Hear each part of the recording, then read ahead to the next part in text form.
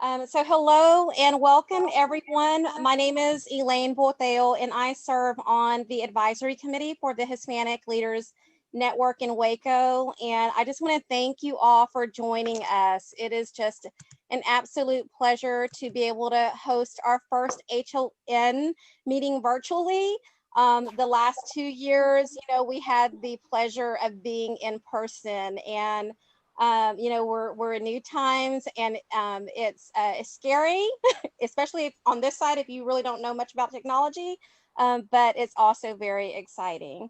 So first of all, I want to start out by thanking Waco Cha, Jesse's Tortilla Factory, and Dos Mundos Fedchak for providing discounted lunch offers for our participants. So all you have to do is, and you may already have it, I see some of y'all just held up like a T or something.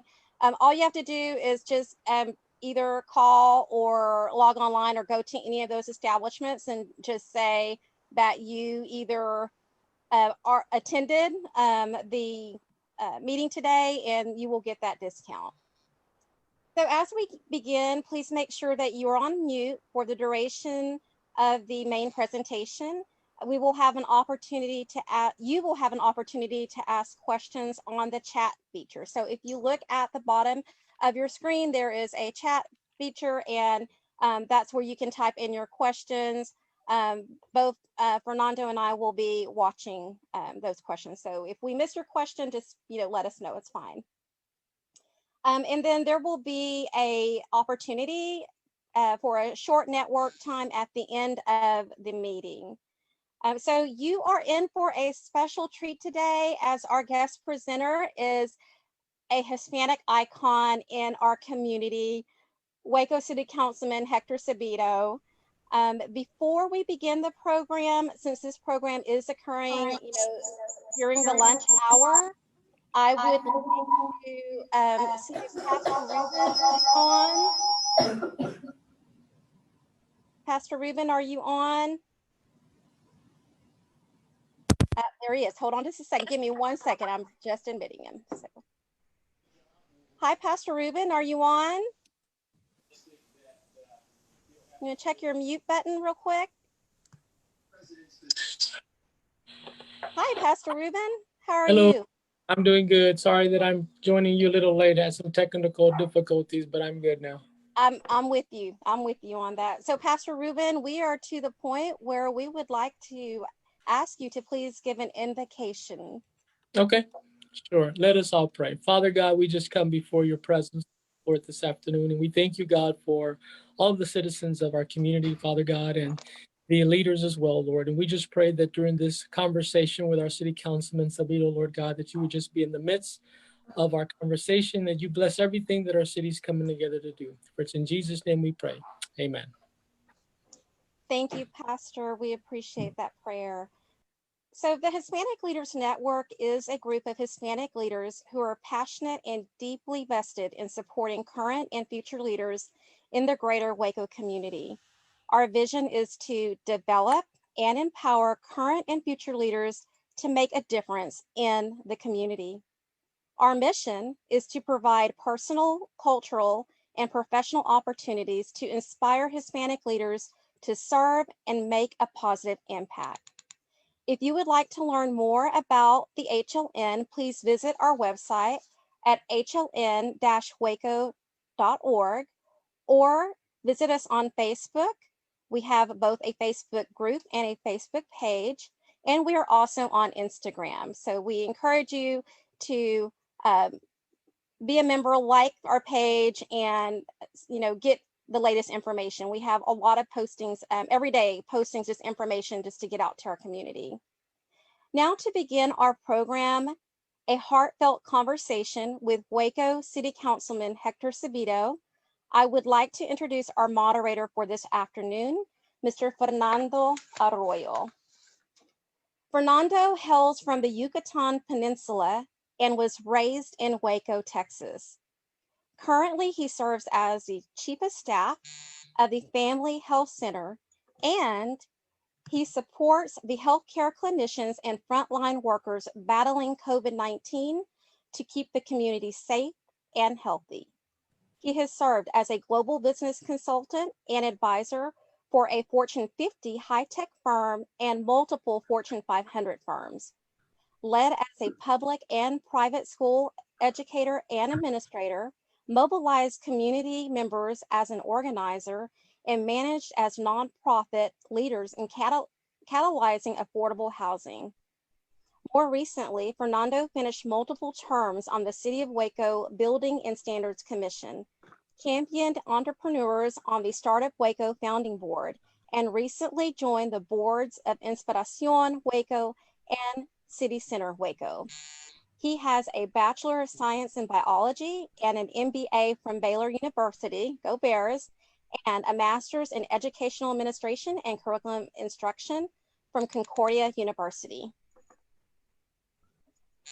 For fun, you can find him engaging some of his seemingly desperate interests including playing salsa songs on congas. I'd like to hear that one day, Fernando. Coding a computer program, wrestling with his children, perfecting, and he wrote this bio, he said, perfecting or screwing up, Yucatec cuisine, gardening, or watching post-apocalyptic movies. And I told him that was going to be a tongue twister for me. Apocalyptic movies. The last days, the end of days, Mad Max. You know what? That's one thing I haven't been able to get myself to do yet. But so, Fernando, thank you so much for agreeing to be our moderator today. And I'm going to hand it over to you, my friend. Oh, thank you very much. I appreciate it. And the word I used was disparate, but I tell you what, a lot of people tell me sometimes I do sound desperate. So. Because I'm desperate for good. I'm desperate for good. No, it's a pleasure to be here with you all. And this is just, it warms my heart. I see beautiful, diverse shades of eyes and faces and features.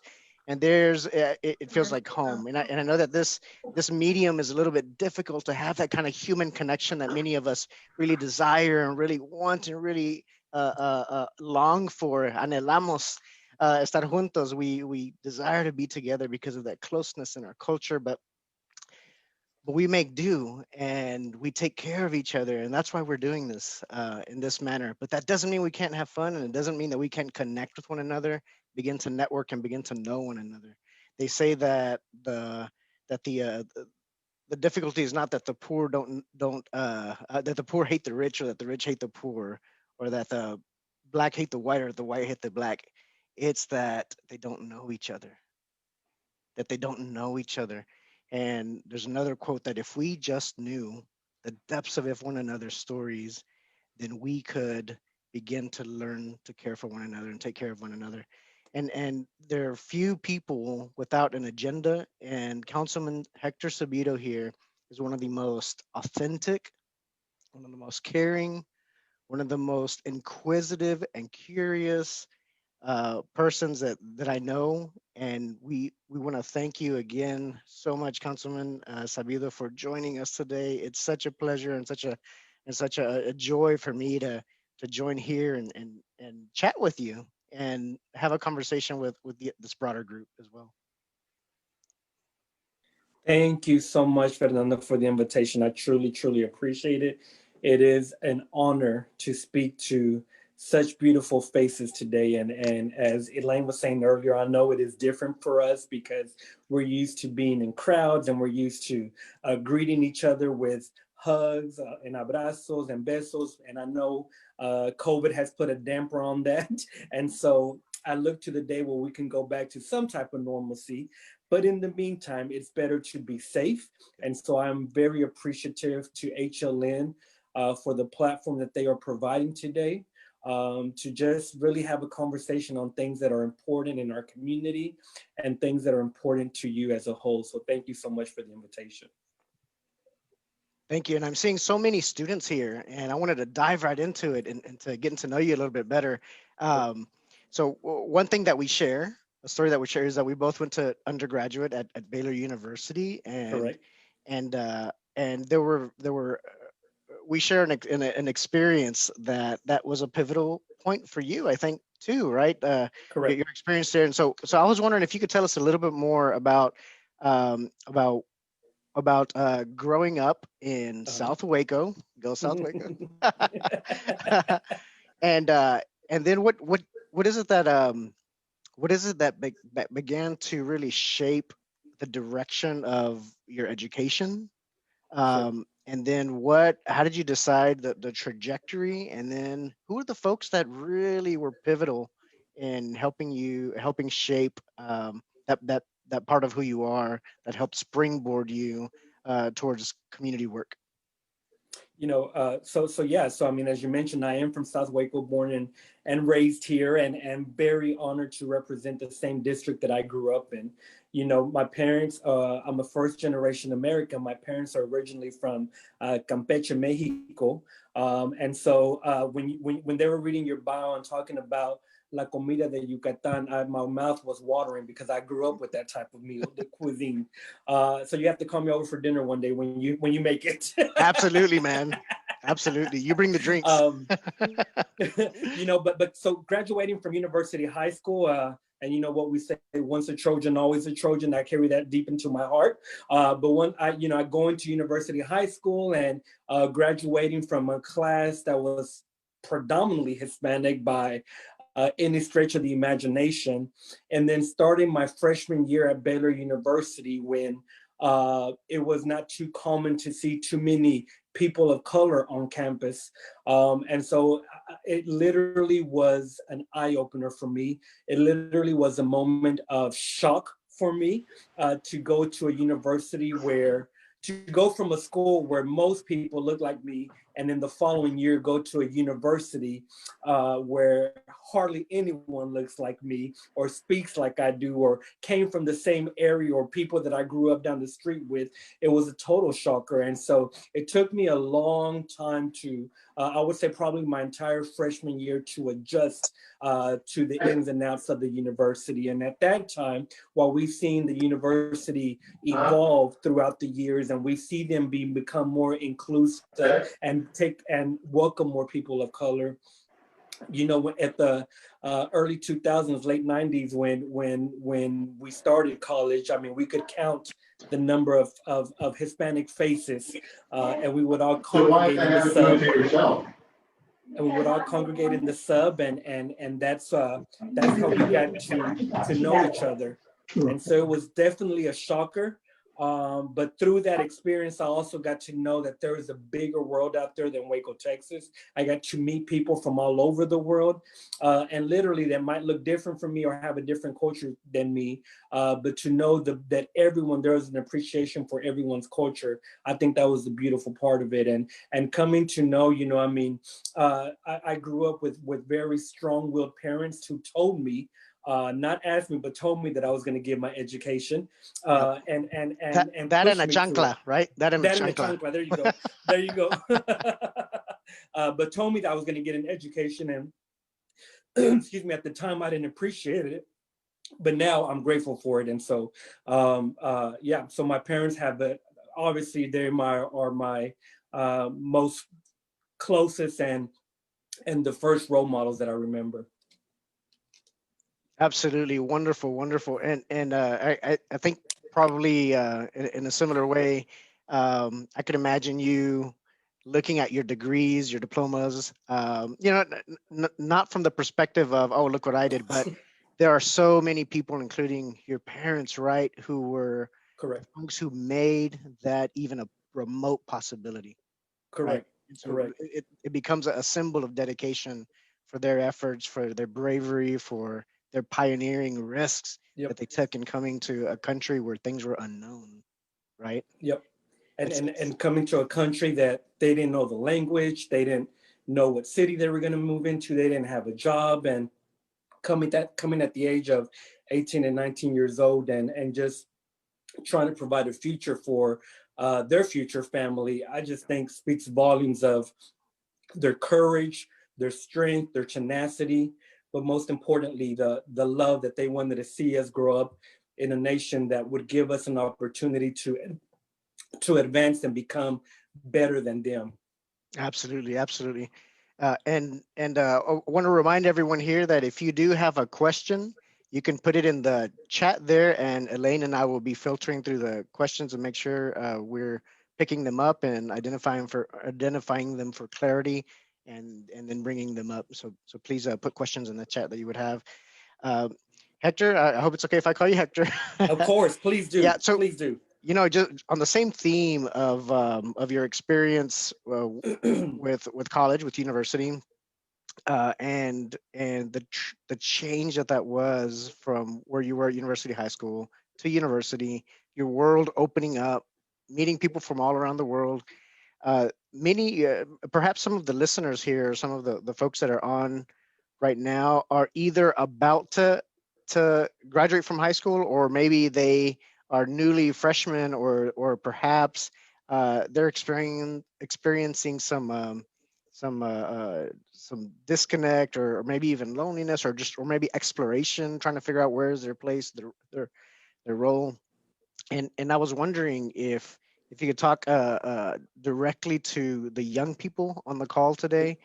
And Sure. my question is this: if you were if we have an intelligent Latino, Latina young person on the call, and you could give them a single piece of advice from this experience that you've been talking about just now, what advice would you give them to be able to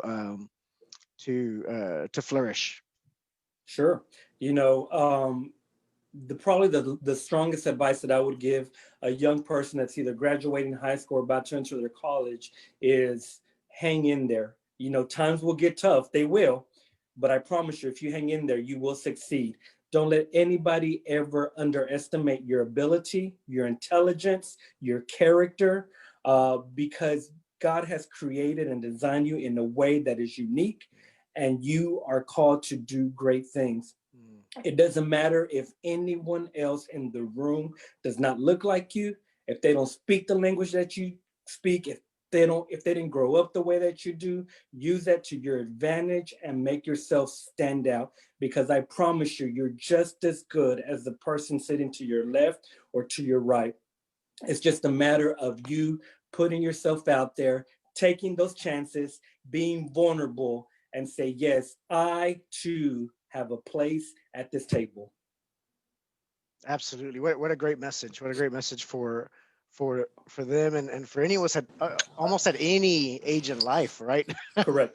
It's really Correct. applicable that we have value, that we have dignity, and that's been a mark of the way that you approach some of the hard decisions on the city council. Absolutely. It's been a mark of how you Absolutely. respond to resident citizens, neighbors, folks who say, "Hey, Sure. this is not working for me. What do we do?" And that posture that you've had, I think, has made a difference.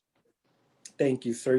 I'm a huge believer in you get further with building allies rather than enemies. We as Latinos, as people of color, I don't like the word minority because we're no longer minorities. Right. But us as people of color, it might be easier to the side door. We have enough obstacles in our way already, and so it is. Take the chance out there, get out there and do it. So build your allies, surround yourself with people that are going to challenge you, but also encourage you. Surround yourself with people that'll tell you, hey, you're wrong. It's also important that we use that and that we need that, but also surround yourself with people that are going to be true friends and true allies, that in your time of need, they will be there for you as well. Along the lines of making an impact, I was wondering, as you reflect on the kind of characteristics that you want to grow into, who would you say are some of the Latina heroes that you admire, whether alive or dead? Sure. So I would say, and I have to say this again, first and foremost, my parents. I don't know that at the age of 18, 17 years old, I could leave a country and go to a totally, completely one where I don't know anyone, don't know the language, and just hoping for a better opportunity. Imagine. So that's definitely people that I admire. But honestly, if I could say, it is those parents who are, and I know, people might say I'm looking for someone famous, but I admire the parents of individuals that are doing everything, getting up every day, going to work, and doing the right thing by their family. Those that are our dads that are working in construction and are working in August and July on roofs and in yards because they want to see their family thrive and move forward. Our moms that are working in cafeterias and cleaning houses so they could have that extra cash to pay the bills and not be dependent on anybody else. I really admire the single moms who, for one reason or another, are having to raise their children on their own and are still doing their thing and making sure that they provide their children adequate home and food and clothing and education. Those are the true unsung heroes that I look up to, that I think if anyone is to be admired, it's them. It's the everyday people, right? Absolutely. It's the everyday people that make things happen. Absolutely, absolutely. And you reminded me of something a professor of mine once told me. He was an educator. He was a superintendent in Bastrop, Texas, and he said, you know, Fernando, because I was working as a teacher at the time. He said, I have yet to meet a parent who didn't do the best that they can with what they knew for their child. And that's something that I saw both in private school, public schools, Correct. in any situation. Parents love their children and they do the best that they, from what they know, right? And when they know better, they do better. But it goes Correct. counter to the rhetoric that we hear that, oh, there's Right. bad parents, there's bad parents, there's bad parents. Right. But you and I have seen that parents, they love, they do, they sacrifice based upon what they Yes. know. And yes, we can Yes. always learn. We could always go on a trajectory of Mhm. knowing more, Mhm. right? We have a comment here. We have two questions actually. Not a comment, two questions. One of them is, when did you first realize that you wanted to be a voice for your community? And what was the event or the situation or the turning point that convinced you? Yep. So I think anybody will know that knows me and that knows me well knows that I have a big mouth. So that's always been there. But I've always known that I wanted to have a voice. Even so, to be honest with you, so we talked about my experience at Baylor University earlier in the call, and so I've always had an interest in local politics. I've always had an interest in policy and policy writing and policy change. And I remember even wanting to run for office, for student office at Baylor University. And yet I could not make it on the ballot because there weren't enough people that looked like me that would back me up. And so you already knew who was next in line. And so I think ever since then, I knew that I wanted to make a difference some way, somehow. Being a proud Hispanic male, I knew that I wanted to do everything I can to open up the doors for those that were coming up behind me, just like I had people, positive male role models in my life that opened up the door before me. And so I'm very appreciative of those individuals that pushed me and that pulled me as well through the doors. But I also knew that it wasn't going to stop in college. And as I began to even grow up and get married and start my family, I knew I wanted to have a part in where my children grew up knowing the potential that they had and not being characterized or not being discriminated against because the color of their skin or the language that they spoke. Absolutely, and one of the next questions that's similarly in line, and I think it's someone who's trying to bring some dirt up. Is if what were you like in high school? When you were in high school, what were you like, and were you involved in school at all? Yeah, so I'm very involved in school. I will say that I lean more towards the academic side more than the athletic side. I will not lie to you and tell you that I'm an all-star athlete because I would be lying to you 100%. But I was still very involved in school and student council. Even in high school, you know, being involved in student government was very enriching and very nurturing to me. Graduated second in my class, and so was very fortunate to be able to have those experiences in high school. I've never been, and those that have known me for many years, including I know Pastor Tom has known me for many, many years, but can tell you that I've always been involved some way, somehow, and I've always thrived on that. Absolutely, that's wonderful. One of the questions in the chat here asks, so Latinos are Latinas, Hispanic, Latinx. That's another question, right? Those conversations about identification, which I'm glad we are Correct. having, by the way. Correct. But we have many Hispanic students signing up for university or for college. Good. But then that completion, that finishing, that wrapping up the degree, things like that, they're really hard because life happens. So many struggles. Many of our students are working against the flow to be successful, whereas in the dominant culture, they're going with the flow to be successful, right? And so the question then is what, with that need to motivate our students and to support them and to walk with them and accompany them in trying to achieve and complete some of these major life milestones that are going to impact the trajectory of their life. Sure. I'm wondering what kind of resources exist, or what kind of support can they lean on to help them reach those milestones? That's a very good question, and I think sometimes we forget that it takes a village to accomplish and raise your child. Well, raising a child does not stop once they become 18, which is considered adulthood.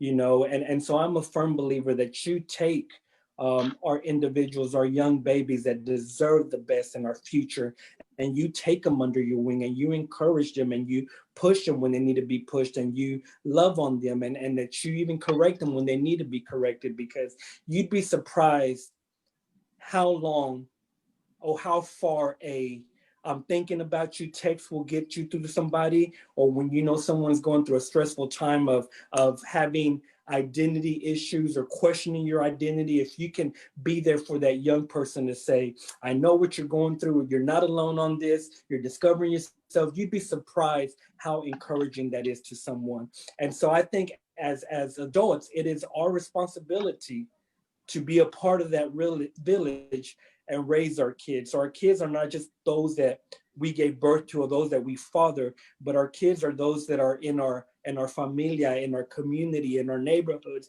those that are growing up down the street from us. And it is our responsibility to be that family, that support system, the very foundation that God instituted a family to be, and be that support for our children. And I think that more than anything else goes a long way.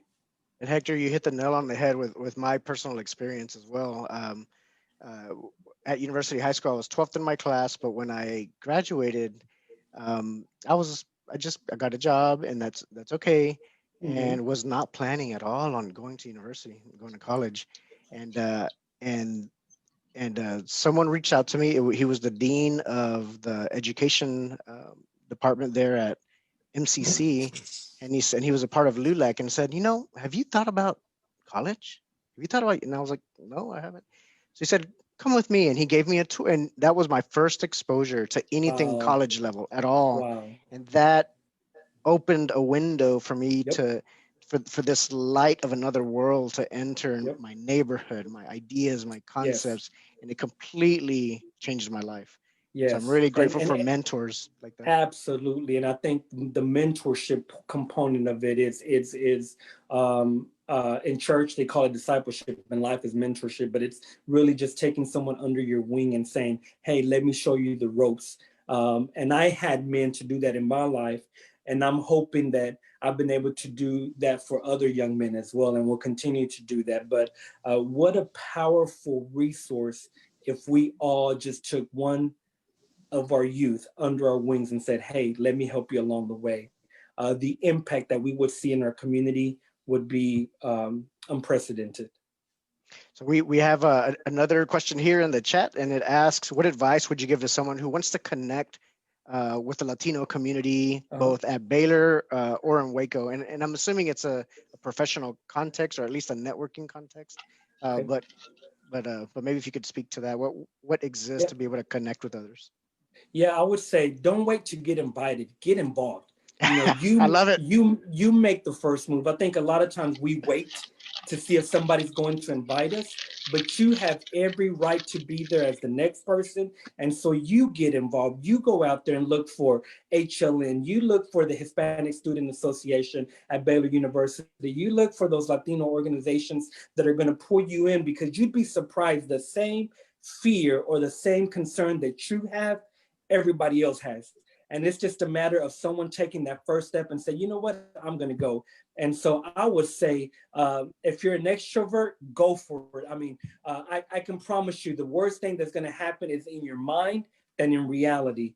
If you're an introvert, take that step of faith and say, I'm going anyway, but don't wait for the invitation. You yourself pull your chair up to the table and say, I'm here.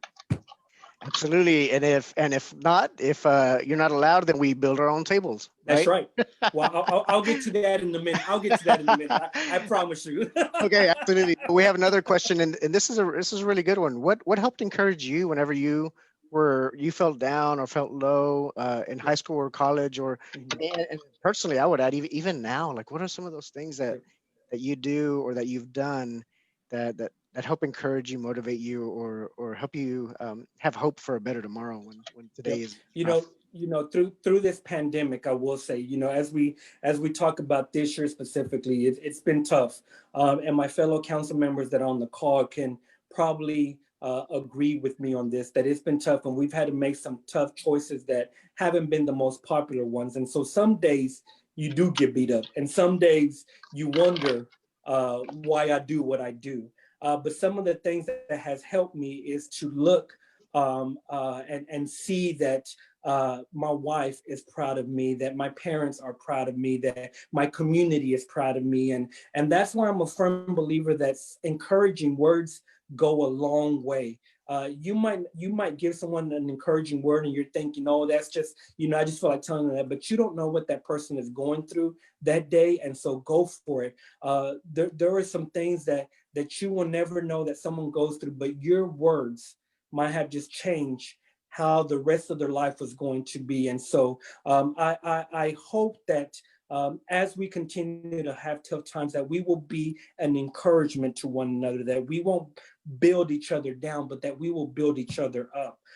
And so those are some of the things that have really helped me to know that there's a bigger picture here, that it's not just for today, and it's not just for next week, but it's for years to come, that the changes are taking place. And hopefully one day we'll get to look back on the fruit of our labor and say it was worth it.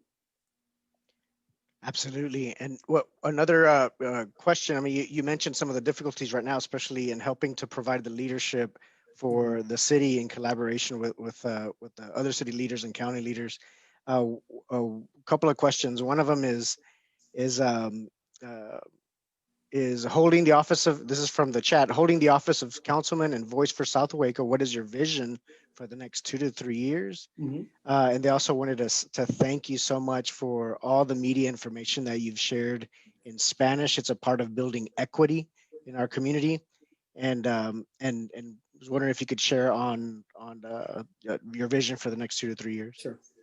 So, when I came into office, I knew that, first of all, let me tell you, I love South Waco through and through. Anybody that knows me knows that I love the district that I represent.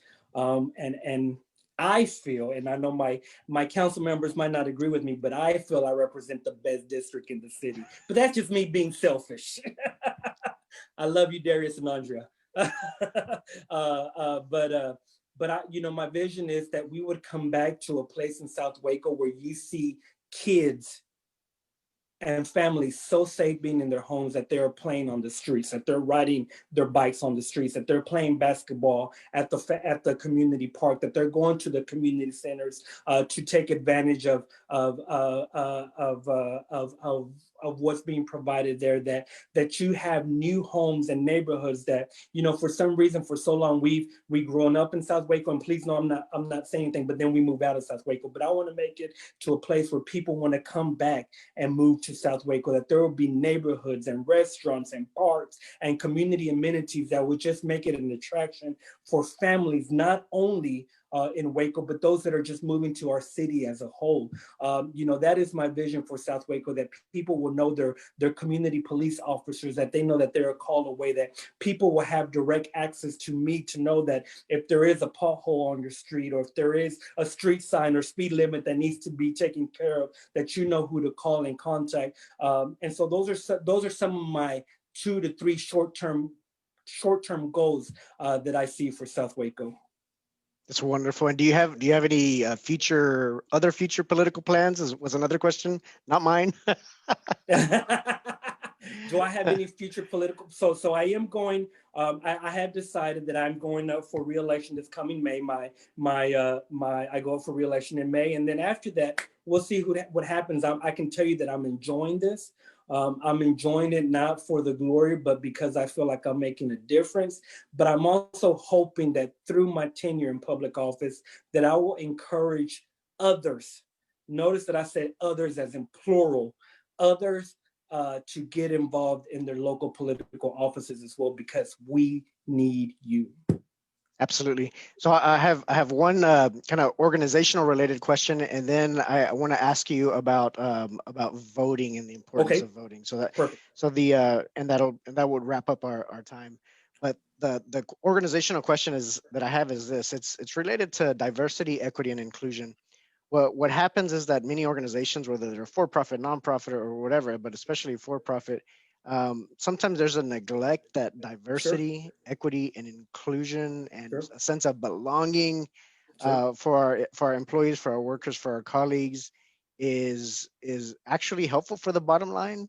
And so my question is this: what can us here, do to help organizations and companies understand that fostering diversity, fostering equity, fostering inclusion, especially for historically marginalized groups, has a positive impact on the bottom line, and is now a business imperative if you want to remain competitive. If you want to be competitive, you got to have your arms open, right, and foster this. But what could we be doing? Talk about it.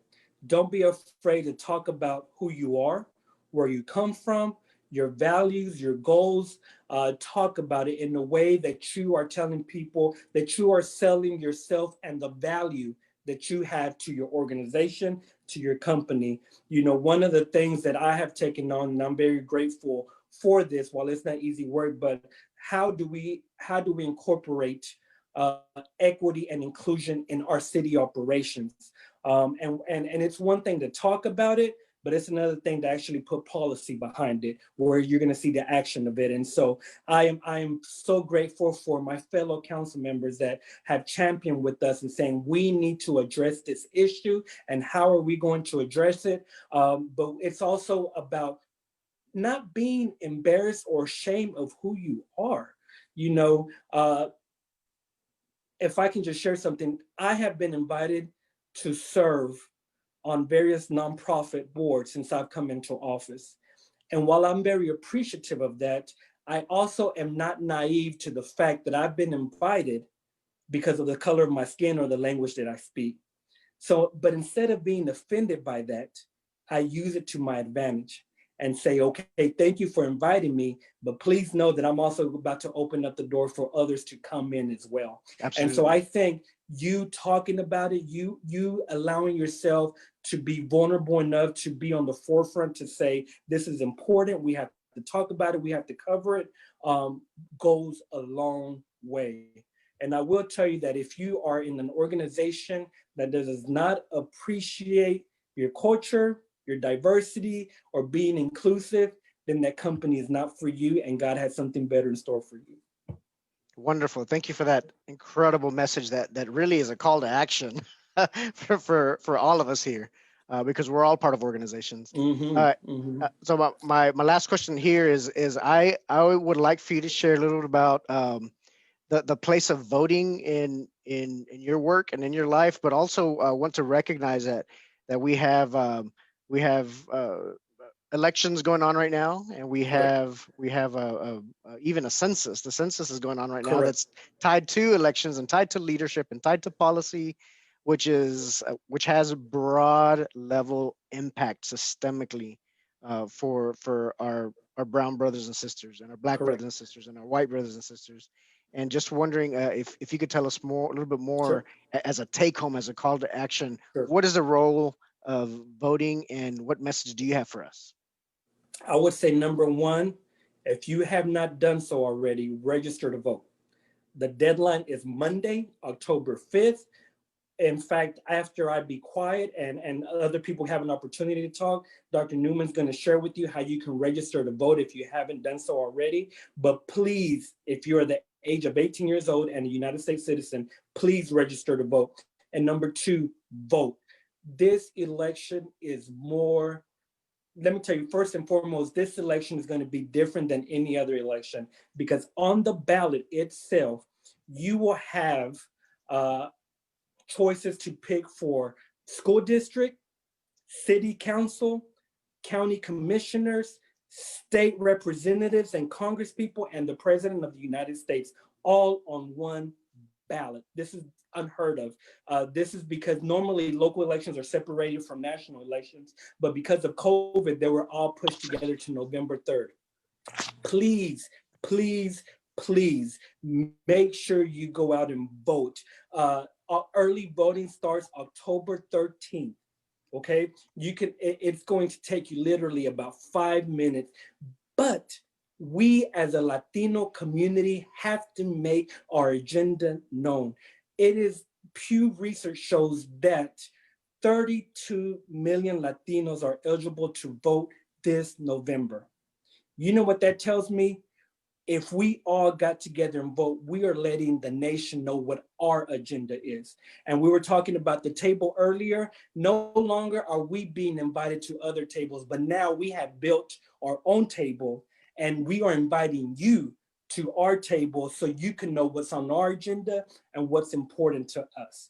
So if you don't know where you live, I would love to share links with you on who's running for school board in your area, who's running for city council in your area, who's running for county commissioner. And especially, I think it's great that you vote in national and state elections, but please know local elections are the ones that impact you and I the most on a daily basis, because public policy is being done at the local level that will first impact you.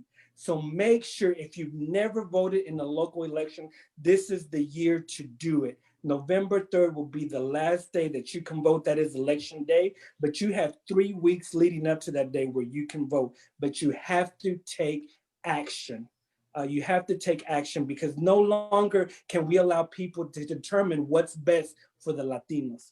We need Latinos to determine what's best for Latinos. So please, please, please make sure your voice is heard in this election. Friends, compañeros, you heard that. You heard that call to action. You have homework to do. Yes. You have a door to open. You have feet to walk through that door and take action ASAP right now. That's right. So lastly, I wanted to say thank you from the bottom of my heart, Hector, so much for sharing your words, for sharing your stories, your experiences, some of your struggles, but also how you overcame them.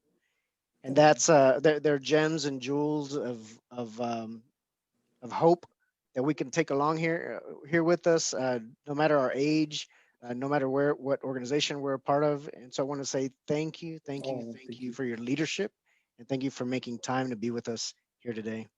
And let me just say, I'm no one special.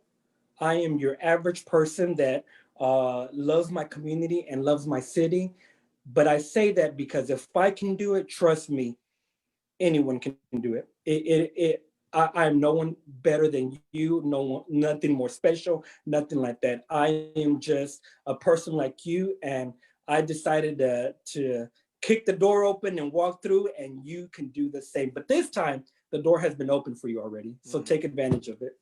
Wonderful. And likewise, I think it seems to me like everyone here on this call wants to support you in some of Thank that you. good work that you're doing in the community. Thank you. And thanks again for that.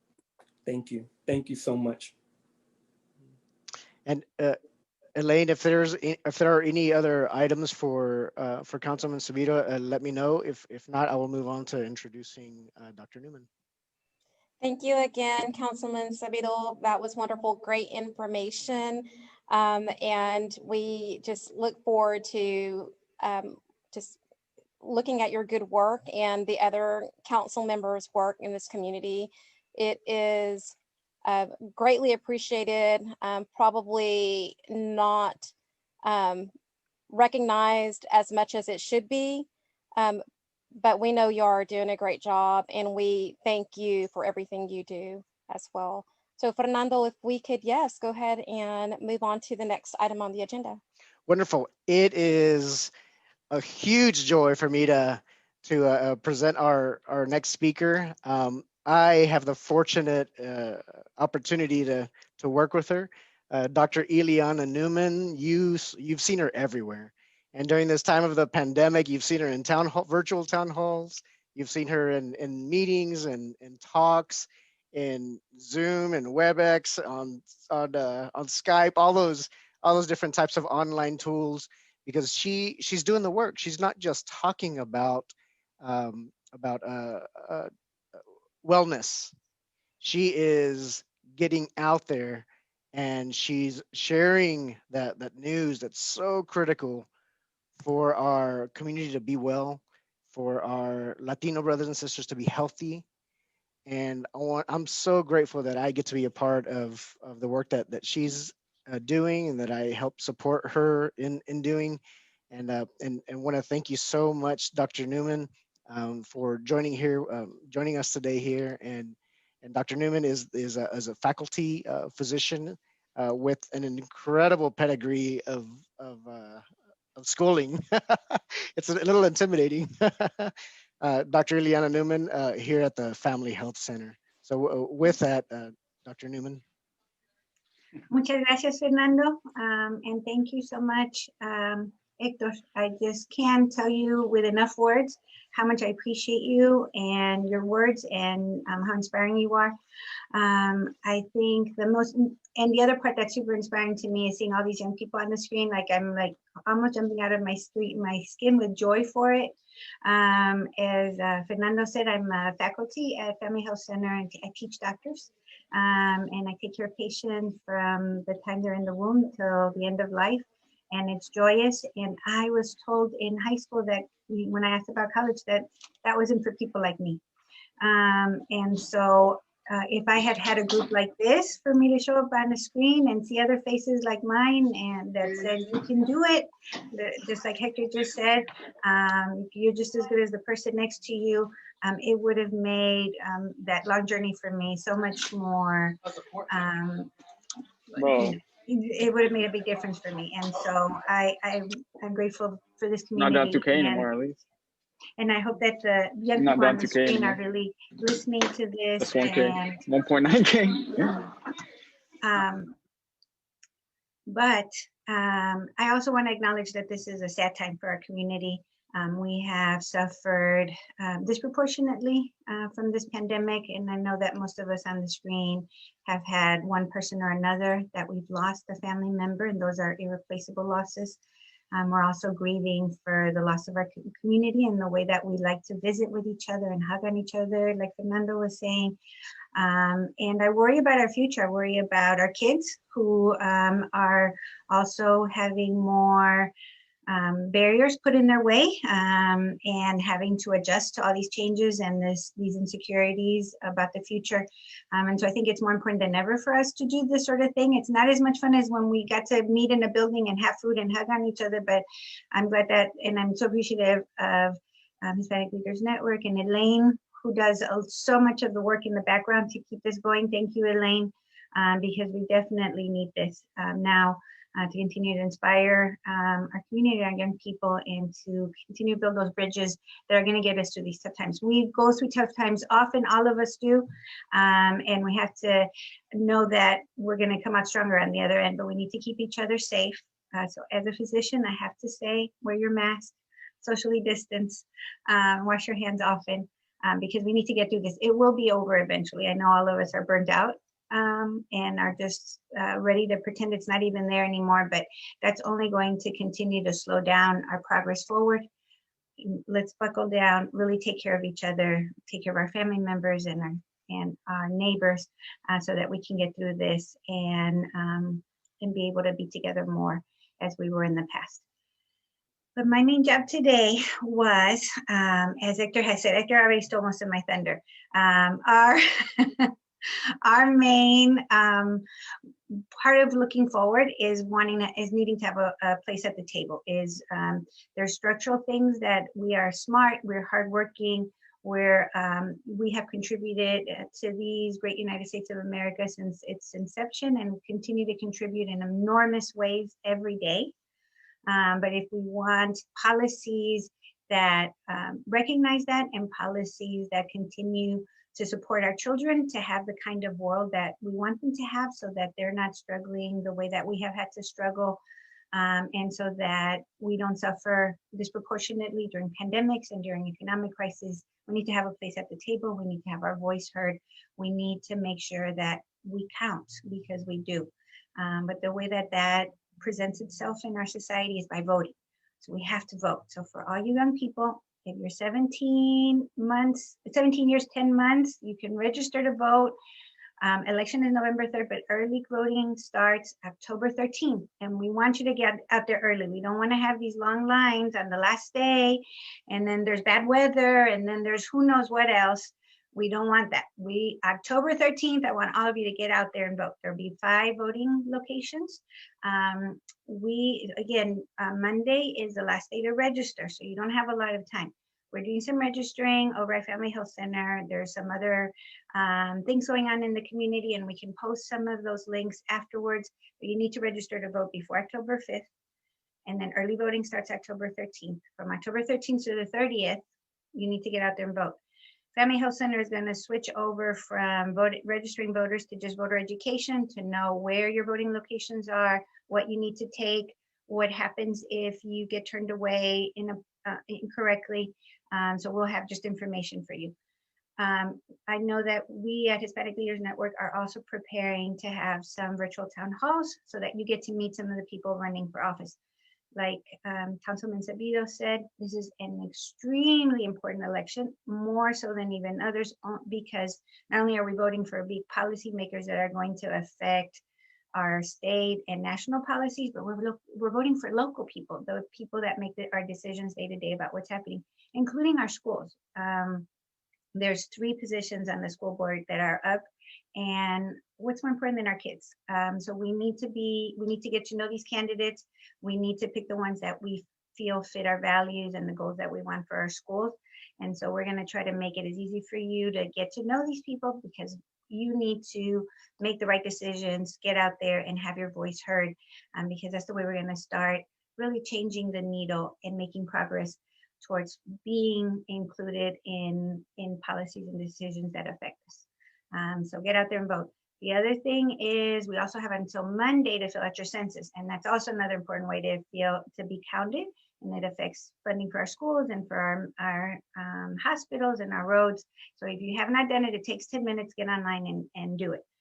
So do your census, register to vote, and we'll have information available about the candidates and about how to vote, nonpartisan, both here at Hispanic Leaders Network and at Family Health Center, and there'll be lots of other opportunities, and we'll let you all know.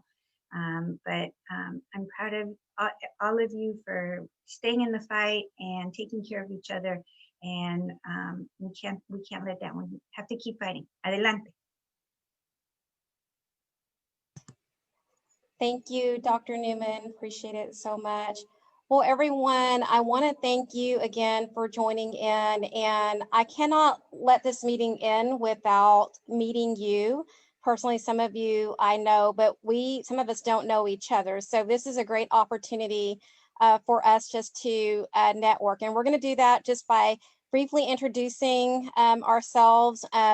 I had like 15 seconds each person to do this, but we are at 12:55. So we're going to kind of cut that down and let's see how we can do. So we're going to say within 10 seconds, if you could introduce yourself, and if you want to make a comment, you can, as long as you can do it within that 10-second time frame.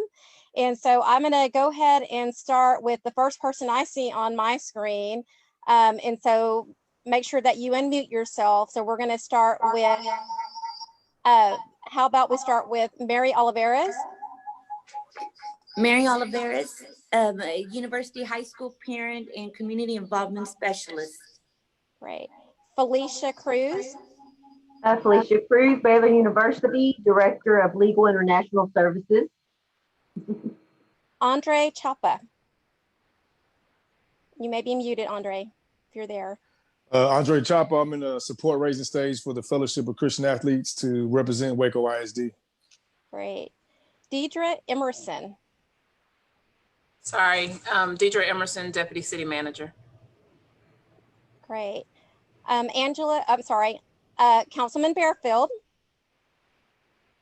Good afternoon, Andrea Bearfield, Waco City Council, currently Mayor Pro Tem, but representing District 1. Great. Anissa Lopez Mahone.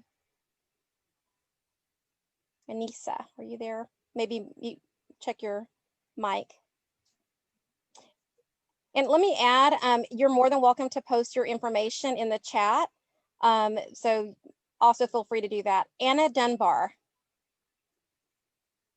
Are you there? I'm here, sorry. That's okay. Anna Dunbar, I work for City of Waco Solid Waste Services and Recycling. Great. Kathy Davis. I'm Kathy Davis. I'm president of Seed House Creative. We're a creative marketing firm here in Waco. Nice to meet you. Shavine Garza. Shavine, are you there? Check your mic.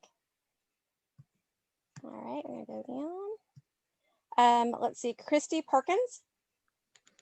Hi, I'm Christy Perkins. I'm a community health worker for the health district, and I'm also a board member for Transformation Waco. Great, thank you. Darius Ewing, Councilman Ewing. Yes, Darius Ewing, Waco City Council District 4 representative.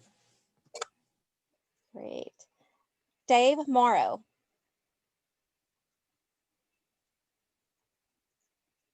Check your mic. Great meeting. Thank you very much. Maybe you want to check out my website. I have some serious proposals for the city. DaveForMayor.com. All right, thank you.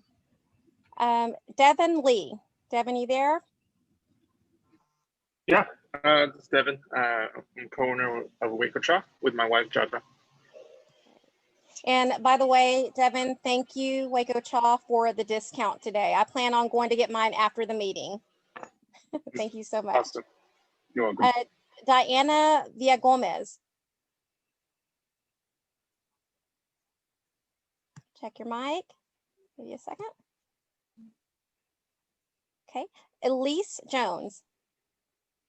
Hi, I'm Elise Jones. I work for Grassroots Community Development as a community organizer in South Waco. Nice to meet you. Enrique Rio. I think that's how Rio. Enrique. My name is Enrique Rojo, and I'm a 11th grader at University High School. Thank you. I think he said he's a University High School student. Is that correct, Mary? Shake your head. All right, thank you. Appreciate it. Thank you, Mary, for making a way for these students to participate today. We really appreciate that. Let's see, Isa Perez or Isao Perez? Esau Perez, and I'm a junior at University High School. Thank you. I'm glad you were able to join us today. Let's see, Grace Benson. Grace, are you there? Hi, everyone. My name is Grace Benson, and I am the ESL and Bilingual Education Director for Waco ISD. Great. Thank you, Grace. Henry Delgado Ramirez. Henry Degollado. I'm a senior at University High School. Great, thank you. I'm sorry I butchered your name. And by the way, Miss Oliveras is one of my good friends, and she's just really going to give me a hard time after this meeting on how I'm doing on my Spanish. Yeah, see. All right. Hope Balafa, Miskin. Close. It's Hope Balfa Mustakim. There you go. You got Balfa right. I'm the director of the Waco Immigrants Alliance, or Alianza Waco, and also a candidate for Waco ISD School Board, the at-large position 7. Great, thank you. Isabel Lozano. Hi, I'm Isabel Lozano. I'm a principal with Waco ISD. Great, thank you. Hilda Sabido. Hello, yes, Hilda Sabido. I'm a candidate for the Waco ISD Board of Trustees for District 3. And I'm also wife to Hector Sabido. Isabel Weedeen.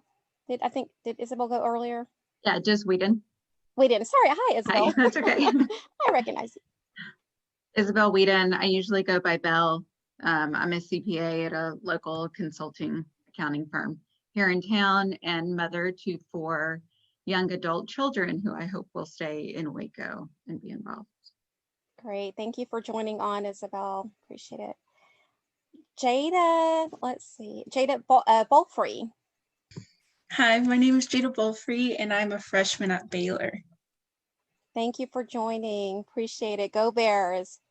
Isabella Lozano, who, by the way, if you were watching the news this morning, Channel 25 ran a story on HLN, and Isabella and some of her classmates were at the May 2019 meeting, and so she got to share her story on how the HLN inspired and encouraged her. So Isabella, sorry to steal your thunder, but can we meet you?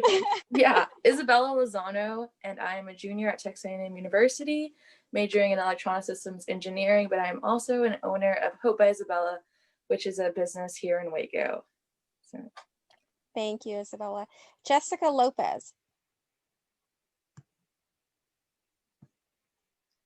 Jessica, are you on? Hi, yes, I'm on. My name is Jessica Lopez, and I am a future leader in the making.